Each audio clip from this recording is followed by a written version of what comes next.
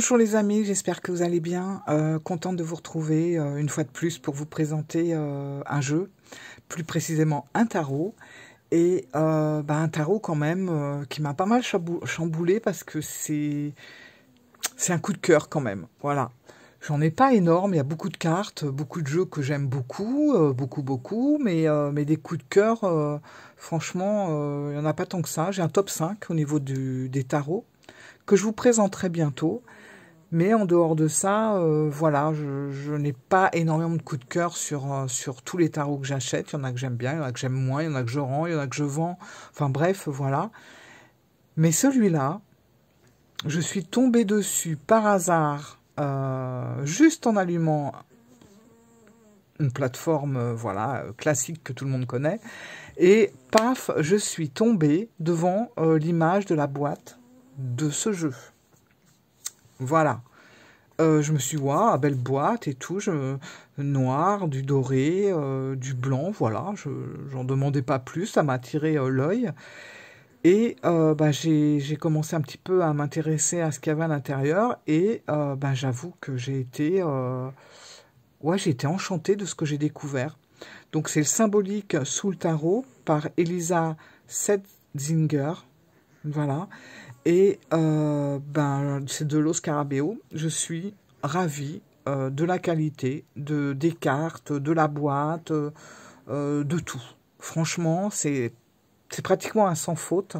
Pour moi, il y avait longtemps que je n'avais pas eu de coup de cœur rapide comme ça, presque instantané, sur un tarot. Voilà, donc je vais vous présenter tout ça. Alors, la boîte, forcément, vous savez, c'est des fameuses boîtes comme ça. Moi, c'est génial, ces boîtes-là, quoi. Ça tient le coup, c'est du solide. Vous pouvez mettre votre jeu à côté comme ça, en mettant vos cartes, vous laissez ouvert. Enfin bon, j'adore ces boîtes-là. Voilà, j'en ai quelques-unes sur d'autres jeux et je les trouve vraiment pas mal. Et vous voyez, même quand on enlève le truc là, bon, on a quand même tout plein de dessins qui sont faits sur l'intérieur. Enfin bon, très chouette. Hop, voilà. Le petit bouquin. Bon, on a aussi, vous savez, les fameux trucs de Los Scarabeo, je remets dedans. Le petit livre, écoutez, il a le mérite d'être là. Bon, petite déception quand même, parce que, vous savez, avec Los Scarabeo, on a des petits livrets comme ça, avec plein de langues. Espagnol, allemand, anglais, mais on n'a pas français. Donc, bon, c'est un petit peu dommage. En même temps, j'ai envie de dire que ce n'est pas un indispensable à fond, le petit carnet. Pourquoi? Tout simplement parce que, alors effectivement, on a une introduction très intéressante de l'auteur. J'ai beaucoup aimé. Voilà. L'introduction de l'auteur, il y a des choses que... Enfin, j'adhère vraiment à ce qu'elle raconte, voilà. Par contre, au niveau des explications de chaque carte, ce n'est pas que c'est pas bien, c'est qu'on est vraiment dans quelque chose de très classique. Si vous prenez n'importe quel livre qui explique la signification des cartes Rider-Waite-Smith, vous allez retrouver pratiquement la même chose ici. C'est bien et c'est pas bien pour... je trouve que c'est bien parce que vous allez voir, le jeu, il se prête à vraiment faire marcher notre intuition. Et c'est vraiment propre à chacun. Vous allez voir, il y a tellement de détails, de symboles, qu'on va un petit peu faire ça à notre sauce. Et ça, je trouve vraiment ça bien parce que c'est du coup sans limite. Et d'un autre côté, c'est moins bien parce que j'aurais quand même aimé, parce que vous allez voir, c'est des cartes vraiment étranges et très spéciales, mais j'aurais aimé avoir quand même l'avis de l'auteur sur certains éléments. Bon, voilà. Donc, on s'y retrouve quand même, mais je crois que j'ai vu peut-être un ou deux tirages, mais pratiquement presque pas. Je sais même pas. Bon, enfin bref, voilà. Et puis c'est juste, comme à l'effigie des cartes, hein, on est sur du noir, blanc et doré. Vous voyez, les titres sont dorés, et puis voilà. Voilà. Bon, écoutez, il est là, c'est bien. Et puis l'intro du créateur, je trouve que c'est quand même intéressant. Voilà, alors, le jeu est comme ça. Donc il se présente avec des tranches neutres à la base. Moi, je les ai colorées en noir. Je crois que j'ai oublié un point là. Hop. Bon, c'est pas grave. Voilà, pour aller avec le dos des cartes. Voilà le dos des cartes.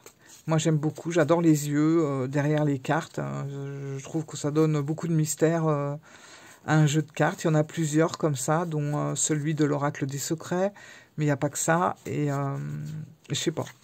J'aime bien. Les cartes sont de bonne qualité. Elles sont mates. Et tant mieux. Parce qu'on est quand même sur du bon noir. Je vous dis pas les traces de doigts que ça aurait fait un peu partout. Donc franchement, quand c'est du noir, j'aime autant que ça soit mat. Voilà. Et puis je trouve que ça colle mieux avec le mystère des cartes. Ça donne un petit côté un peu plus sombre, un peu plus ancien, un peu plus étrange. Alors que le côté glossy aurait donné peut-être quelque chose de plus moderne aux cartes. Voilà. Je sais pas si bon, voilà, si vous comprenez ce que je veux dire, mais je le ressens comme ça. Donc on a beaucoup de dorures. Alors on les voit pas forcément à l'écran, mais vous avez beaucoup de dorures ici et là sur les cartes. Et franchement, je trouve ça joli. Alors moi, ce jeu, il m'a tapé dans l'œil. Quand je l'ai vu, paf, voilà. Pourquoi? Je ne sais pas si je vous le dis tout de suite ou si je vous en parle après. On va d'abord regarder les cartes et puis après je vous dirai. Voilà. Peut-être que vous aurez le même ressenti que moi à la fin. Alors, ce sont vraiment des cartes à leur taille standard, classique de tarot. Qualité très bien, voilà, je vous l'ai dit. Et voilà, on arrive dans un style bien précis. Alors, l'auteur a voulu vraiment toucher et montrer un petit peu le règne animal, vous allez voir, le règne végétal, le règne minéral, mais aussi le côté un petit peu extraterrestre de la chose. Oui, oui, oui, et vous allez voir que des fois, on est vraiment parti dans quelque chose de très perché. Moi, ça ne me gêne pas du tout, parce que c'est perché, mais logique, je trouve. Et en plus, la créatrice a quand même respecté tous les symboles. Avec le titre du tarot, ça aurait été dommage. Mais elle a vraiment respecté tous les symboles du Rider-Waite-Smith. Voilà, franchement, tout y est. Et ça, c'est génial. Et puis, elle a quand même, par-dessus ça, rajouté sa petite touche d'étrangeté, de mystère. Et vous allez voir, c'est quand même assez minimaliste comme carte. Mais en même temps, il y a beaucoup de choses. Enfin, il y a plein de trucs. Alors, on y va avec le monde. Donc vous voyez, le monde est un petit peu différent de ce qu'on a l'habitude de voir, même si tout y est quand même. Mais on a vraiment cette sensation d'ouverture vers un autre monde. On a l'impression que le personnage ouvre, je sais pas, une toile pour aller sur un autre monde. Je vais pas tout... Alors, je vais essayer de faire un peu rapide parce que je pourrais parler des heures de ce jeu, des cartes, tellement il y a de choses. L'as de coupe, avec la main qui sort du visage, au moins on a une main qui sort de quelque part, et pas forcément d'un nuage ou de je ne sais où. Voilà, quelque chose d'un peu plus concret. Le fou que j'aime beaucoup. Alors on a un petit singe, je pense que c'est un singe, ouais. J'aime bien, c'est collant dépareillé, il tient un champignon, enfin il y a plein de trucs à découvrir. Le hiérophante. Le 3 de bâton, ah, vous voyez, c'est quand même assez futuriste quelque part, mais en même temps, c'est futuriste, mais ça me donne pas l'impression de quelque chose de moderne. Ça me donne plutôt l'impression de quelque chose de bizarre ou d'étrange. On voit d'ailleurs que le 3 de coupe n'a pas de pied, il est en lévitation. Le dos avec la langue qui sort de la tête, enfin voilà, plein de trucs bizarres. L'impératrice, donc tous les symboles y sont. Voilà. Mais dans un style comment dire, plus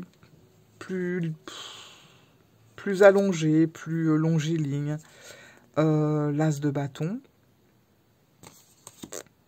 Le cavalier d'épée. Donc là, on a vraiment la notion de rapidité et d'aller à contresens des choses. Hein. On voit là, les arbres, ils sont presque couchés. Les oiseaux vont par là. Enfin, il y a plein de petits détails qui... il est même au-dessus de sa tête. Il y a énormément de détails sur chaque carte pour faire... Enfin, pour titiller notre imagination. Et ça, c'est génial. Parce que même si on ne connaît pas vraiment le rider à fond, il y a plein de choses. Après, bien sûr, il faut que ça vous parle, il faut que l'imagerie vous parle, mais il y a tellement de choses à dire. Regardez là, les personnages, c'est pareil, ils n'ont pas de jambes, il y a un visage, mais qui n'est pas placé au niveau du visage, mais plutôt sur le torse. Enfin bon, celle-là, j'adore.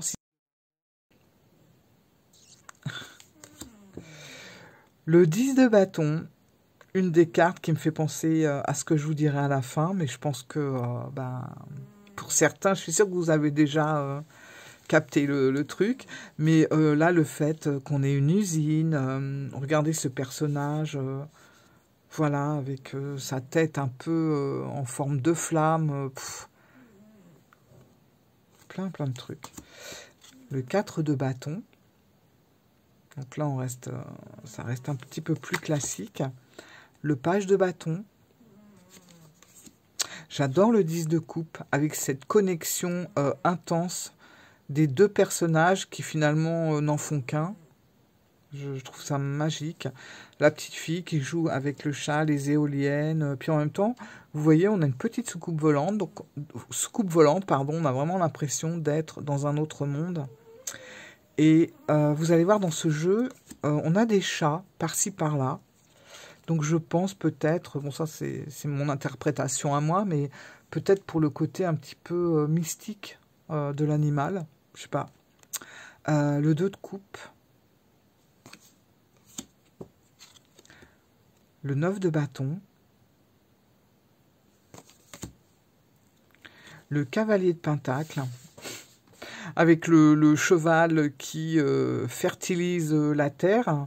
Et en même temps, c'est vraiment bizarre. Enfin, je sais pas vous, mais moi, ça, ici, ça m'a fait penser vraiment à une poitrine.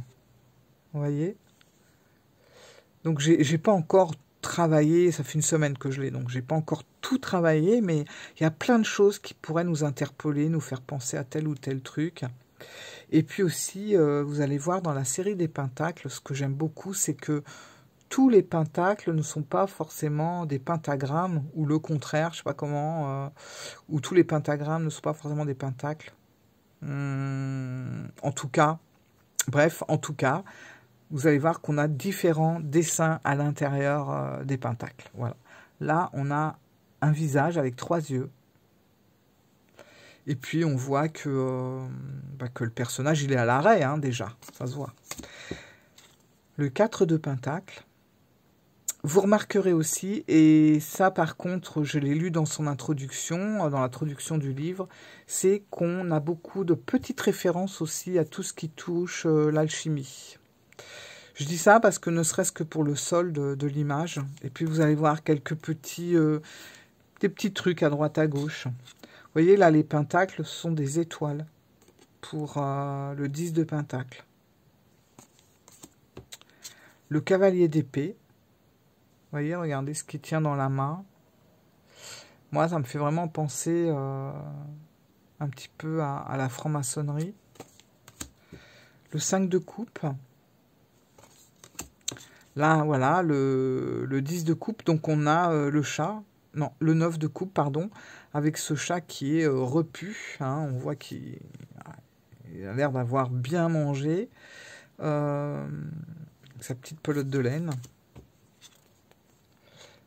Le 4 de coupe, toujours un chat là. Le 7. Le 8. La lune, superbe, avec la lune qui pleure. Et puis vous voyez les détails, on voit bien qu'à un côté un chien et de l'autre côté un loup.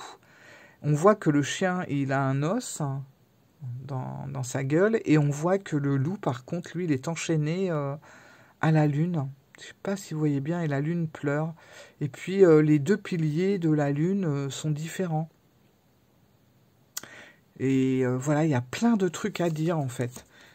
Et ce qui est bien, c'est que selon les interprétations que vous allez faire, selon vos humeurs, selon vos intuitions du jour ou du moment, eh ben, vous allez percevoir peut-être des choses sur une carte qui vont prendre plus d'ampleur que le début de semaine, par exemple. Vous allez peut-être plus focaliser, je sais pas, sur les fleurs fanées plutôt que sur... c'est pas le meilleur exemple, mais que sur un autre détail. Voilà, là c'était la mort.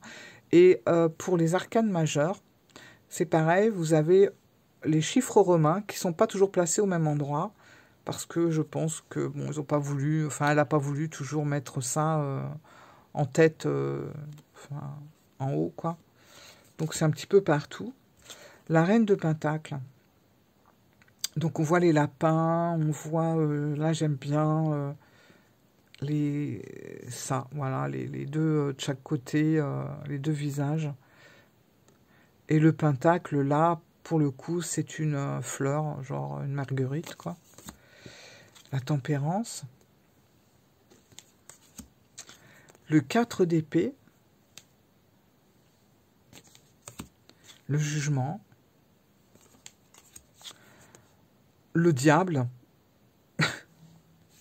Le diable qui se fait pisser dessus, carrément. J'adore la roue de fortune. Enfin, la roue. Voilà. Je la trouve très bien travaillée. Le 7 de bâton. Avec les talons. Les chaussures. L'as d'épée. Le 10 d'épée, il n'y a pas grand-chose sur cette carte, mais il y aurait beaucoup à dire quand même. Et pourtant, vous voyez, ça reste très, très minimaliste, je trouve. Bon, on a les épées, hein, classiques et tout, mais c'est le corps par terre, il est bizarre. On a l'impression d'avoir une épaule, et puis là, on a l'impression que c'est des racines. Et puis là, on s'aperçoit qu'on a comme un cadran sur la tête, un cadran où on voit quelque chose couler, donc ça pourrait être le temps. Et puis au loin, je veux imaginer, étant arachnophobe, que c'est une espèce de soucoupe volante en attente de quelque chose. Ça, c'est ma façon de voir la carte. Le roi de coupe, voilà, avec sa barbe qui traîne dans sa coupe. Le 2 d'épée. L'étoile. L'ermite, j'adore. L'ermite qui n'a pas de visage, qui a une queue un peu légèrement diabolique, je trouve. Et puis une lanterne avec des abeilles qui tournent autour. Là. Vous voyez, il y a plein de choses à travailler. Alors, vous pouvez faire de la méditation, hein, comme elle met dans le livre, avec ces cartes-là. C'est très intéressant. Ah, ça y est, c'est parti. C'est très intéressant ce qu'elle développe dans son livret par rapport à la méditation. Elle explique comment on peut procéder avec son jeu. La grande prêtresse. Vous voyez, elle a mis ici le chiffre romain. Le magicien, avec le 8 de l'éternité juste devant les yeux, un peu comme des grandes lunettes. Par contre, il a un bras qui est... il est démembré, en fait, le magicien. La force, très étrange aussi. Moi, je sais pas, j'ai eu l'impression que la force et le lion faisaient presque un seul corps. Voilà. Le 2 de pentacle, hein, j'ai bien aimé aussi le fait que ça soit pas de l'eau au fond avec des bateaux qui tanguaient, mais plutôt une sorte de grand 8. Et là, les pentacles, pour le coup, vous voyez, ils sont différents encore. Là, à nouveau différents avec le 3 de pentacle. On a d'autres dessins à l'intérieur. Pareil pour le page. Alors, vous voyez, à l'intérieur du pentacle, ça fait vraiment penser à un symbole alchimique, je trouve. Je ne sais pas ce que vous en pensez, mais moi, ça m'a fait... Je pensais à ça. Le 5 de pentacle. Alors, voilà, une chose très intéressante que j'ai remarqué, alors que j'avais regardé la carte à plusieurs reprises, ça m'a fait tilt. Quand j'ai regardé le 5 et le 6 à côté, j'ai vu que les pentacles étaient inversés. Voilà. Alors, faut pas voir là le côté satanique, s'il vous plaît.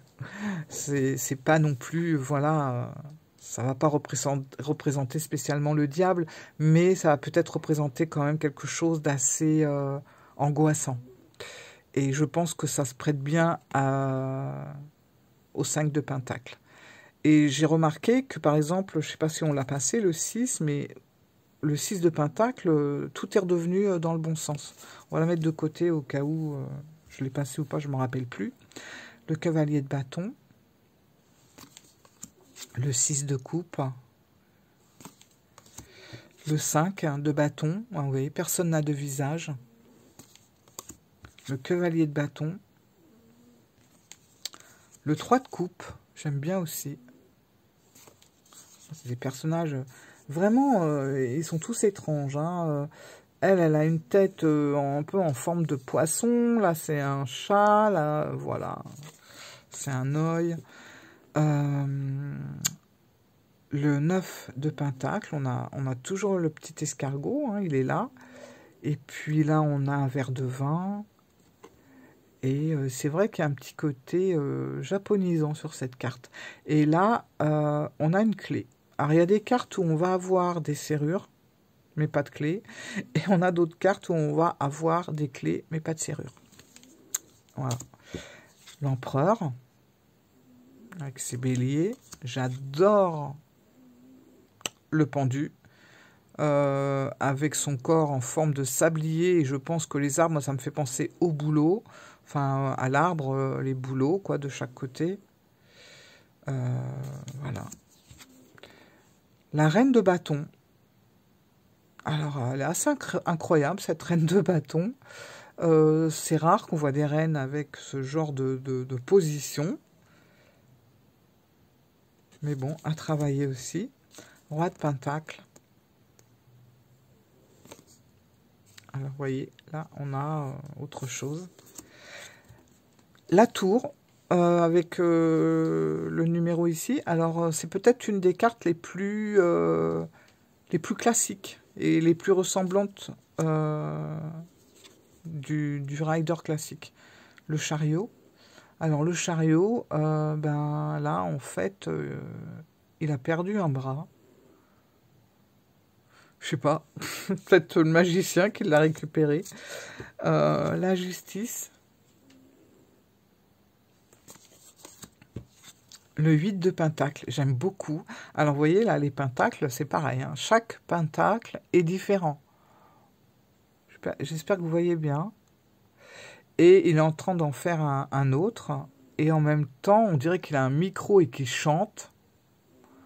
Voilà, donc il travaille dans la joie et la bonne humeur, visiblement. Celle-là, le 9 d'épée, je la trouve intéressante aussi. Déjà, on voit deux personnages qui sont en train des anges, on dirait, qui sont en train de s'étrangler sous le matelas, ici. Là, on voit le personnage qui a l'air de souffrir, qui n'a même plus de visage. D'ailleurs, le visage, on le retrouve au sol. Et puis, toutes ces épées qui ont des clous. C'est vraiment, c'est terrible. Le 3 d'épée, que je trouve beau. Page de coupe que je trouve très originale, d'avoir inversé l'humain et le poisson. J'aime beaucoup. 6 de pentacle. Alors, vous voyez, ah ben voilà, 5 et 6. Voilà. Donc, ce sont deux cartes qui se suivent dans le tarot. Donc, vous voyez, là, on voit qu'on passe par un moment pas spécialement très cool. Et on voit que les pentacles se sont inversés. Et là, le 6 de pentacle, tout est redevenu dans le bon sens. Voilà. 8 d'épée. 8 d'épée, sympa, c'est une momie, donc je trouve qu'on a le côté un peu, ouais, le fait de ne plus pouvoir bouger, enfin, je sais pas, je trouve que c'est bien représenté avec une momie, mais c'est surtout plutôt rare d'avoir une interprétation comme ça. Le 7 d'épée. 7 d'épée, donc là on voit bien les épées et le personnage. Je sais pas si vous apercevez les fils derrière. Donc on a cette sensation peut-être de manipulation, on voit qu'il y a quelque chose qui n'est pas spécialement agréable et en même temps on a l'impression c'est comme s'il était sous les projecteurs ou alors on imagine un hélicoptère ou quelque chose, une soucoupe volante qui a carrément mis les phares sur le voleur. Enfin bon, on peut se faire des films et aller très loin avec ce tarot. La reine d'épée. Alors la reine d'épée, il y a un petit détail que j'adore, c'est le voile. Elle porte un voile comme si elle cachait elle-même ses émotions. Et j'aime bien ça parce que, faut pas croire, mais la reine d'épée a des émotions. Elle ne les montre pas, mais elle en a. En référence au tarot qu'a fait Patrick Valenza. Voilà. Le cavalier de coupe. Le page de bâton, qui a été blessé à 2 endroits.